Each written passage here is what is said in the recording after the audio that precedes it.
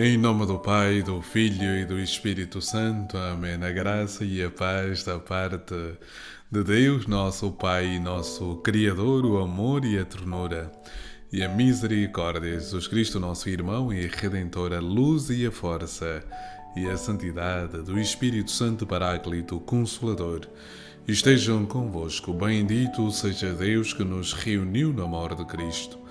Caríssimos irmãos e irmãs, sejam todos muito bem-vindos ao programa Palavra para o Teu Dia da comunidade Lux Divina. Aí onde você está, na circunstância concreta do seu dia, com ideias claras e distintas. Ore comigo, ore conosco ao Deus da vida, ao Senhor que dá sentido à minha existência, à sua existência, o Senhor que anima o nosso interior. Oremos. Ó Jesus vivente em Maria, vinde viver e reinar em nós. Consagra-nos hoje e sempre a sabedoria para vivermos só para vós, vós que viveis e reinais com o Pai, na unidade do Espírito Santo, por todos os séculos dos séculos. Amém. Caríssimos irmãos e irmãs, o Evangelho deste dia é extraído de São Lucas, capítulo 12, versículos de 39 a 48. Naquele tempo disse Jesus aos seus discípulos: Ficai a sabê-lo bem. Se o dono da casa soubesse a que hora viria o ladrão, não teria deixado arrombar a sua casa. Estai preparados vós também, porque o Filho do Homem chegará na hora em que menos pensais. Pedro disse-lhe: Senhor, é para nós que dizes essa parábola ou é para todos igualmente?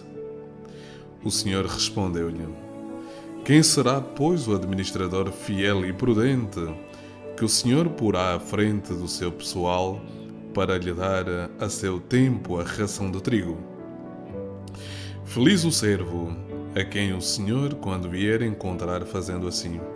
Em verdade vos digo que o porá à frente de todos os seus bens.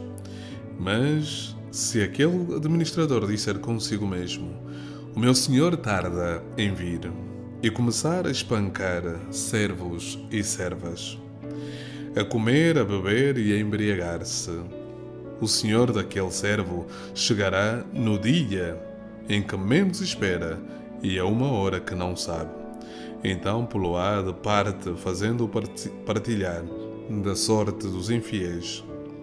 O servo que, conhecendo a vontade do seu senhor, não se preparou e não agiu conforme os seus desejos, será castigado com muitos açoites. Mas aquele, porém, que sem a conhecer fez coisas dignas de açoites, apenas receberá alguns. A quem muito foi dado, muito será exigido.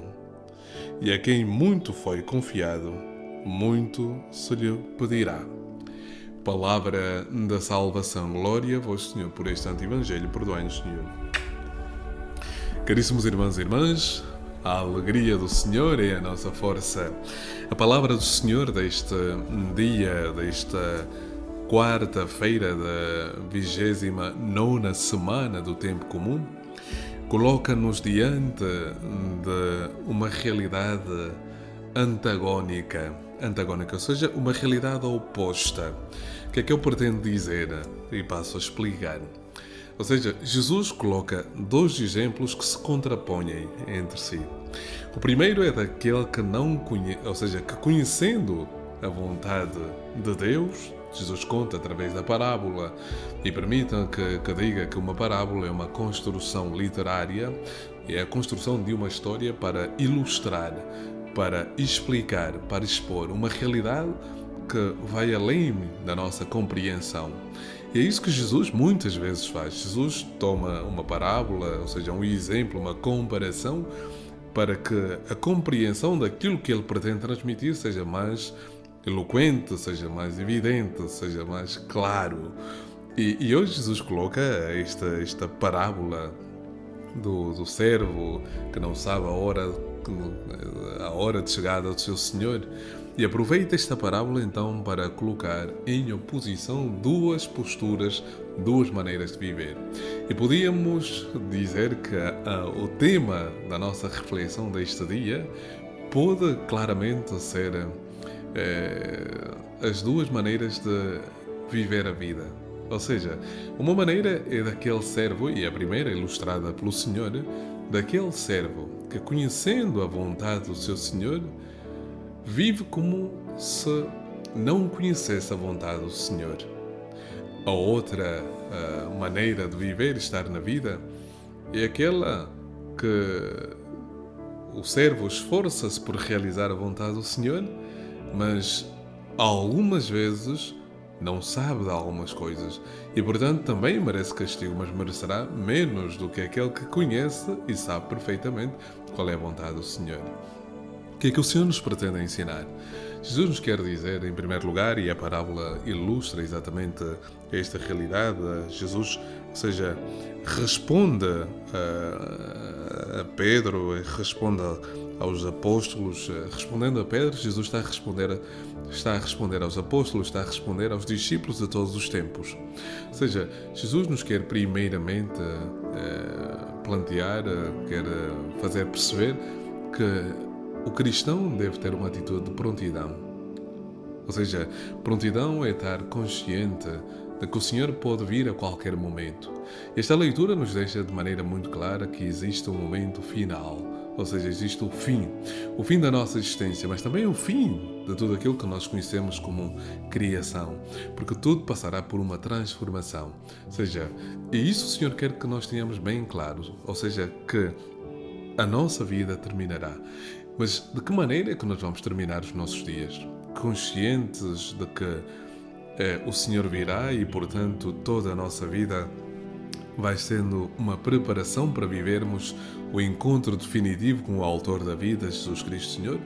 Ou então viveremos regalados de que temos uma vida e não ligamos nada ao Senhor, não ligamos nada à palavra do Senhor? Ou seja, de que maneira é que nós queremos? E o Senhor então nos faz perceber que a quem muito foi confiado, muito também será exigido, e a quem muito foi dado, muito será exigido, e a quem muito foi confiado, muito será pedido. Jesus está a dizer aqui nesta passagem, literalmente, que a exigência daquele que teve a graça de ser cristão, atenção, a exigência daquele que teve a graça de ser cristão, nascer numa família católica, num país católico, aonde podemos exprimir e expressar livremente a nossa fé, aonde podemos ser cristãos de maneira livre e vivermos, apesar das vicissitudes e necessidades e dificuldades que existem, mas somos livres de irmos à igreja sem problema, rezarmos, estarmos de joelhos. Ou seja, a quem foi dada esta possibilidade, muito será pedido. Sim, o Senhor pedirá mais a nós que temos a graça de viver num país tranquilo, tranquilo do ponto de vista de professarmos a nossa fé. Ou seja, podemos professar a nossa fé, embora combatendo certas ideologias, mas podemos professar a nossa fé. Então, ou seja, se desperdiçarmos a oportunidade de vivermos a nossa fé, se perdermos a oportunidade de irmos à igreja, à missa, da confissão, da oração, da comunhão, então realmente o Senhor nos vai pedir muito mais. Mas a mim e a ti, que somos cristãos, o Senhor pede muito mais na nossa conduta moral, na nossa conduta ética, na maneira como vivemos com os outros. A nós o Senhor pede mais porque temos a graça de viver a comunhão com Jesus. A quem não lhe foi dada a graça, imaginemos alguém que tenha nascido numa família hinduísta ou numa família muçulmana ou qualquer outra credo que não seja a nossa fé católica. Ou seja, a quem não teve esta oportunidade, ou seja, também o Senhor pedirá contas naturalmente, mas aquilo que o Senhor pedirá a esta pessoa será muito inferior àquilo que pedirá a mim enquanto cristão, enquanto sacerdote, enquanto católico. Ou seja, caro irmão e cara irmã, o Senhor hoje nos tem algo a dizer. Primeiro, tudo que nós conhecemos deste mundo passará e nós também passaremos. Daqui a não sei que idade tens, tu que me estás a ouvir, mas talvez daqui a 20, 30, 5, 10, não sabemos até quando existiremos. E portanto, esta é uma realidade. Segundo, o Senhor pedirá contas, ou seja, seremos julgados pelo Senhor. Seremos julgados pela graça que tivemos e desperdiçamos, e aqui entra a questão do pecado, a omissão. Seremos julgados também por aquilo que não conhecemos, mas que existe uma lei natural impressa no coração de todo ser humano que nos ajuda a discernir entre o bem e o mal, que nos dá a consciência do caminho que devemos seguir.